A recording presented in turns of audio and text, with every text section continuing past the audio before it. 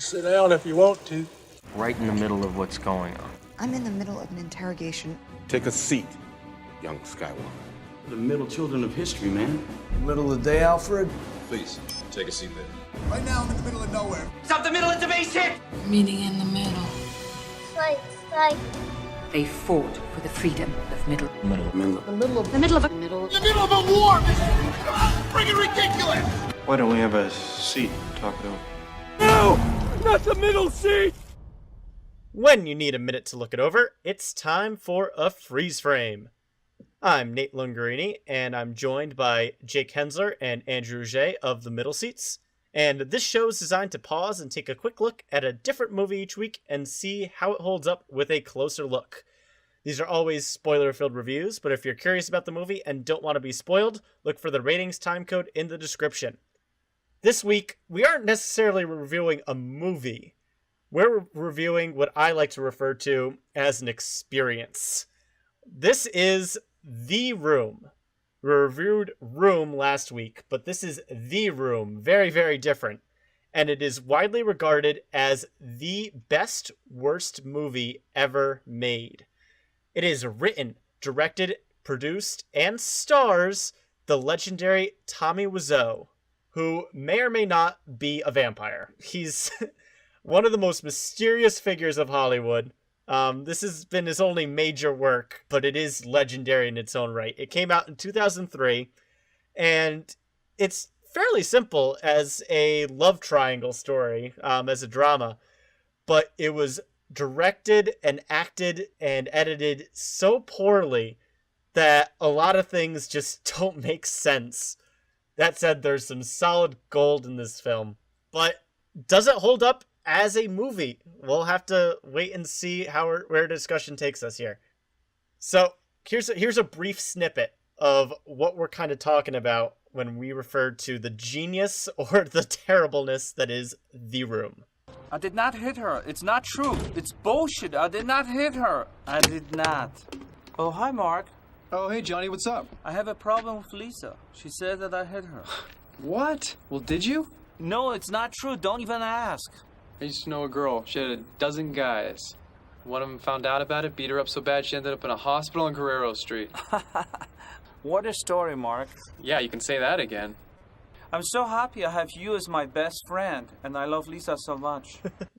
So that's one of the more well-known scenes of The Room, and trust me, it's a lot better with video. But let's just start our discussion, boys. What do we think of The Room? Let's start with Jake. You're the one who saw it the most recently out of all of us here.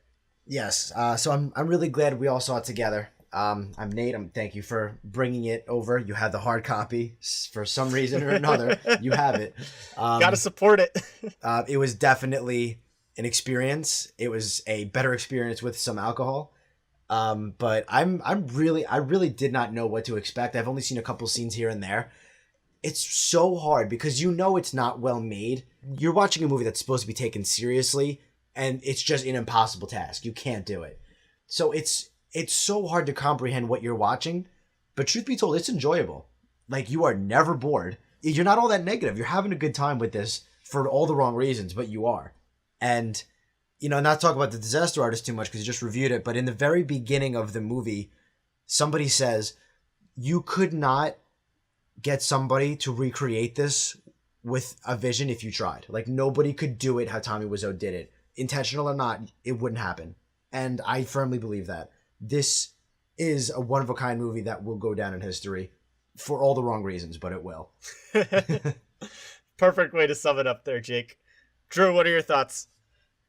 Well, when I watched this thing for the first time, and it's interesting that you bring up the vampire theories on Tommy Wiseau, it strikes me more as if a UFO came down from the sky and you just handed him a bunch of fucking romantic movies and you asked them to they had 40 days and they had to make their own romantic movie, this is what it would look like. It is so many different segments and pieces of tearjerker dramas and love triangle romance movies just thrown together into this huge clusterfuck of ideas. It is impossible to follow. Characters drop in and out, and then they just come back into the scene. There are parts where you feel like, are we missing an entire reel? Did we lose some of the footage in an accident? where it was all lost in a fire, so he just had to stitch it together. The Room is amazing. It's colossally inept, and in its ineptitude, we find joy. I don't hate The Room at all. I pity it because it is so, like you said, Jake, there's this unbelievable quality to it that pulls you in. You get hooked. Like, you can't just watch a part of The Room. You have to watch it all the way through because it has, this is going to be controversial, but based on this performance, he's one of the most charismatic actors that we have right now. Not for any good reasons, but you can just not stop watching this guy when he's on screen and working. So it is something else. It is something of its own DNA, and I have a ball with it every time I even revisit it. You know what I was thinking about earlier today? You know how there's a seat filler, so when somebody goes to the Yes. bathroom, he just takes their seat to make sure all the seats are filled? They should hire Tommy Wiseau to be a seat filler for award shows. I am putting $10 down right now. If The Disaster Artist is nominated for something at the Oscars, you are betting your ass that Tommy Wiseau is either presenting an award or is in the audience. Oh, I hope so. 100% he's there. I bet you he's at least featured in the opening reel that they start the show with. Getting back to topic, I want my turn to talk about this gem of a movie. I've seen quite a lot of bad movies, and I think I've pinpointed why this one works when others don't. And that's because this movie is sincere. You can tell that they're trying. There are bad film companies out there. There's a company that you may or may not be aware of called Asylum. Chroma's the other one, right? Yeah, they specialize in making movies in an incredibly short time span to try to compete with audiences. They're the guys who do stuff like Snakes on a Train and try to beat Snakes on a Plane to the theater. They are the Mega Shark versus Octopus movie. Amazing, by the way. Mega Shark versus Giant Octopus. Amazing, so bad it's good movie. They're also responsible for Sharknado and some other films. And they're movies that work because they don't take themselves seriously. But at the same time, their badness is often a result of laziness, where they literally just grab stock footage of something and threw it on the screen, and they don't care if the audience likes it or not because their goal is to just sell knockoff DVDs, hoping to catch some people who don't read the full description before they buy. The Room suffers from none of these problems. The Room is a real honest attempt of making a serious movie from someone who has no business making movies. It is a beautiful mess, and I love it to pieces just because it is just fascinating to watch. And the fact that this got a real Hollywood premiere just blows your mind. Literally anything is possible. Right. Really. The marketing campaign for this, where he bought out billboards and everything, he sunk so much money into this. And we saw The Disaster Artist and reviewed it earlier in the week on the main show, but it gave a lot of insight to what happened here. Because clearly he couldn't take any formal training, acting, directing-wise, because he was not good at taking criticism, and his performance really shows in the way that he just does not know how actual people act at all. Yeah. This character, we have no idea. He has this vague job that we keep hearing about where he's not getting promotions at, but we never actually find out what he does. Well, they briefly mention it's at the bank, but other than that... That's not... Yeah, you know what I mean. We see him laughing it up with like his bros and doing what he thinks bros do, which is throwing the football around, which he 2 feet apart. 2 feet apart. The football's always we there. see all of these things that he thinks of as the American dream. You said like he's the big American hero. But this man just has no understanding of what actual people do, and this movie exists in its own little bubble because of that. And that makes it just this amazing thing to watch, like you're at a zoo watching this unbelievable creature in its natural habitat. How many movies do you think Tommy Wiseau really saw before he made this movie? Because most colleges, film clubs, could make a more competent movie with the budget than this. Because a basic human understanding who have seen movies know that you don't open with 7 minutes of B-roll followed by 15 minutes of sex scenes and then you start your plot. You don't do it. You don't shoot with two different kinds of cameras because guess what? Your lighting's gonna look ridiculous. You also don't do that. Especially when the two shots are the exact same shot. Yeah, it's just there is a basic lack of film understanding, and I really wonder, did he just want fame? Did he want to fulfill this American dream and not know what acting was? Not know what filmmaking really was? What it all entailed? How to do it? Yeah, this guy's got a lot of issues. A lot going on. Let's just take a moment and go through individually what is our favorite scene from The Room. Oh God, Jesus Christ. Okay, well, I'll break it down into a categories. So I already knew and have seen the oh hi mark before seeing the movie. I'd already seen that clip, and it's amazing. That's a boring answer. Awesome. We gotta dig deeper than that. But no, I know. So what I was unaware of that I then saw for the first time watching the movie was the florist shop. I was bewildered and flabbergasted by this scene. Oh hi doggy. That's a good one. I was so confused. I had no idea it was coming, so when it hit hard. Just Lisa and her mother have the same conversation like 5 times. And my favorite has 2 of my favorite movie moments in the movie. The mom says that she definitely has breast cancer, and Lisa's like, "Oh, you'll be fine, Mom. Shake it off. It's a flesh wound." And basically, that's the extent of what she says, and we never hear about it again. Also, in that same conversation, Lisa goes, "He got too drunk last night, and he hit me." And the mom, without skipping a beat, goes, "Oh, he doesn't drink. That doesn't make any sense." Like, no, that is not what you pinpoint. Your daughter just said she's a victim of domestic abuse. How did we get to pinpointing? Man. Nobody talks like this. Nobody acts like this. That sequence is really good. Nate, I don't want to. I'm going to let you go. I have one more that I really like too, but I'm going to let you go just so I don't steal it. Please. My favorite scene is kind of like almost the climax of the movie where we're at Johnny's birthday party. Just that whole block breaks me every time for a multitude of reasons. The psychologist character who wasn't available for filming is replaced by somebody who we've never met before. Yeah, that was what I was gonna. I'm glad I didn't cut you off because that's what I was gonna say. Like, who the fuck is this Joe Schmo?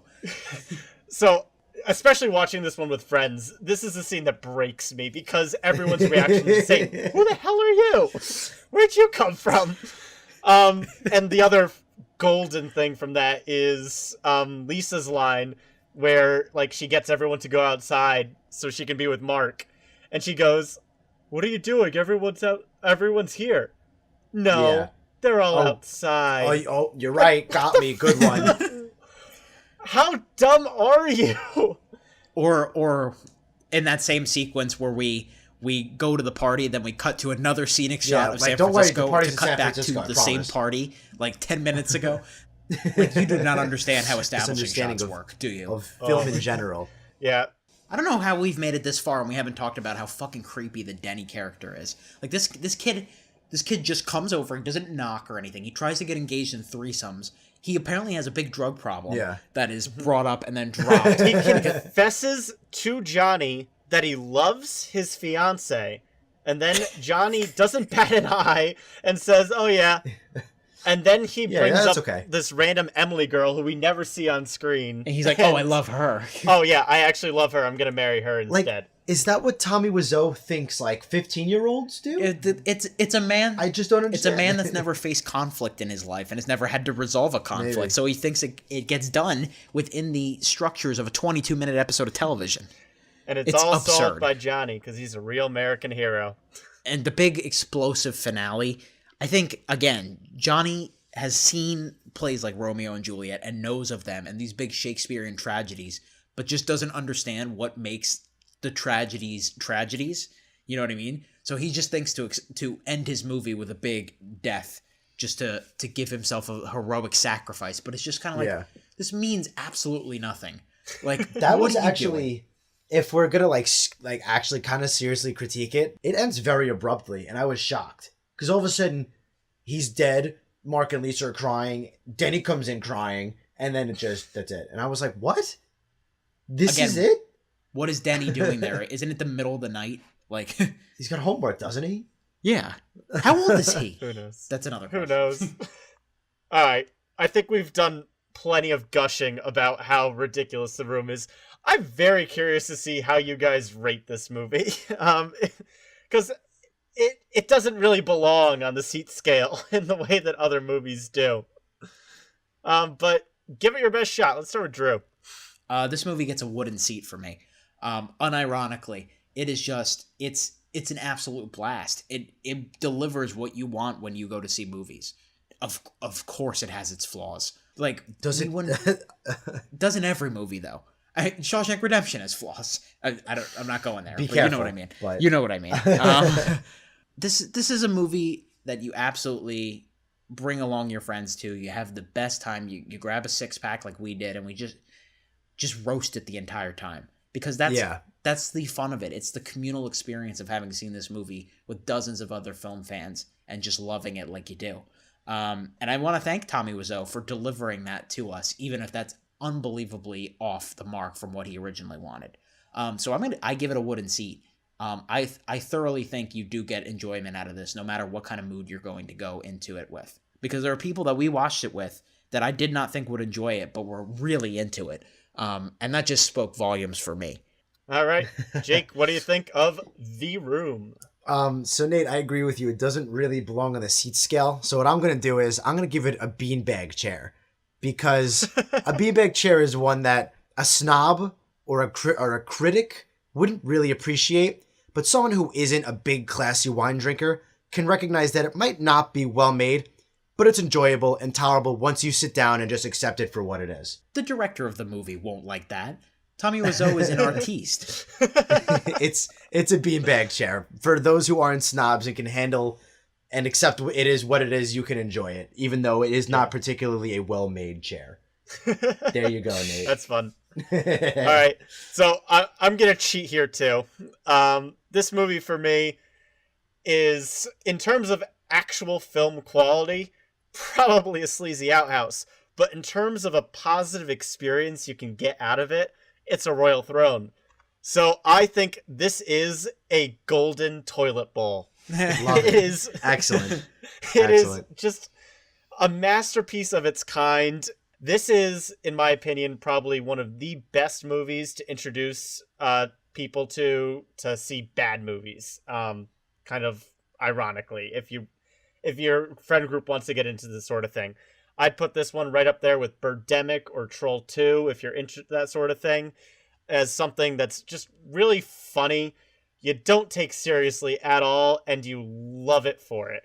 Guys, if you are not aware, I know you all are filling out your most anticipated of 2018, but their follow-up is coming up next year. Tommy Wiseau returns to the director's chair with Greg Sestero starring in Best Friends coming out next year. I'm not even kidding. Oh, I know. I heard about it. It'll be at Sundance. But the R is in parentheses, so it's like Fiends and Friends. We will see. I'm looking forward to it. Yeah, Tommy's at it again. On that note, I hope that it's good, because there's nothing worse than one of these bad movie directors finding out that people enjoy their bad movie and then making a parody of their bad movie.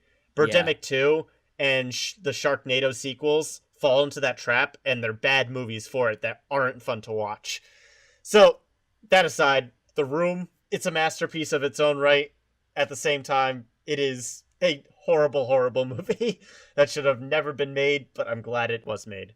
I think that's just about going to wrap it up for this episode of our Freeze Frame. So we are Nate Lungarini, Jake Hensler, and Andrew Auger of the Middle Seats. Please let us know if you've seen The Room. What's your favorite scene? What's your favorite Tommy moment? Let us know in the comments down below. If you haven't seen The Room, definitely go check it out, but bring some friends. It's not something that you want to watch by yourself. Other than that, here's how you can get in touch with us. Please like, comment, and subscribe to our YouTube channel, The Middle Seats. We're also on Facebook and Twitter, both at The Middle Seats. And our email for any questions, comments, or suggestions is themiddleseatshow@gmail.com. That's it for this episode of Freeze Frame. Keep that seat warm, everyone. We'll be back soon.